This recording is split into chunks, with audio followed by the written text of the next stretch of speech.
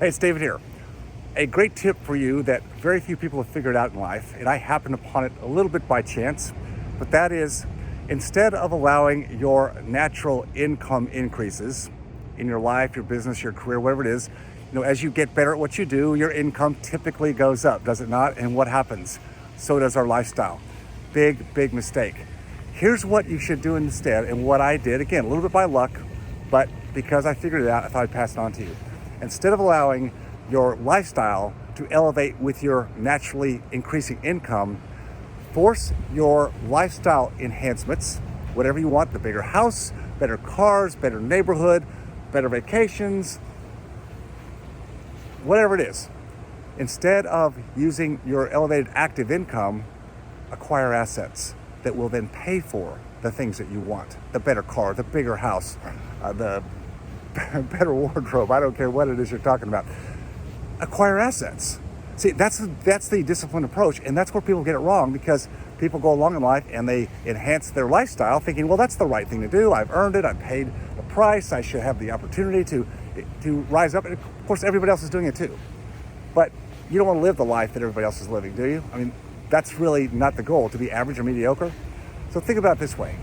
If I acquire assets that produce cash flow, sustainable cash flow, I love real estate. You can do it with real businesses too, but real estate was the way I did it. Instead of enhancing my lifestyle, I started buying properties that start producing cash flow. And as I paid off the leverage, paid them off, they start producing more cash flow.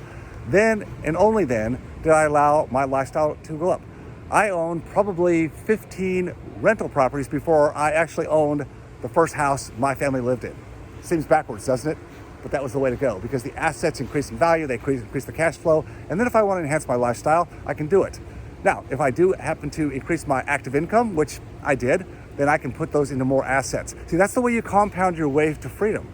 You do it the other way around by letting your lifestyle grow up, and then you put your money into captive tax deferral schemes like 401ks. You're never going to get there. That model is so old and broken, but you've got to take charge of your finances. You've got to be the one to take charge and say, I'm not going to just abdicate anymore the responsibility that I have to building a financial future. It's not as complex as people would tell you. It's not as complex as people would want you to think. You can do it yourself, but you've got to level up. You've got to get yourself in a place where you can collaborate with other people to have the inside information that it takes to acquire the right assets and have them managed by somebody else. I'm not giving you a second job. It's by somebody else all the way. So remember, own assets, acquire assets before you elevate your lifestyle. The discipline is amazing. The compounding effect of the asset increase will be off the charts. Remember, always focus on your freedom. I'll see you next time.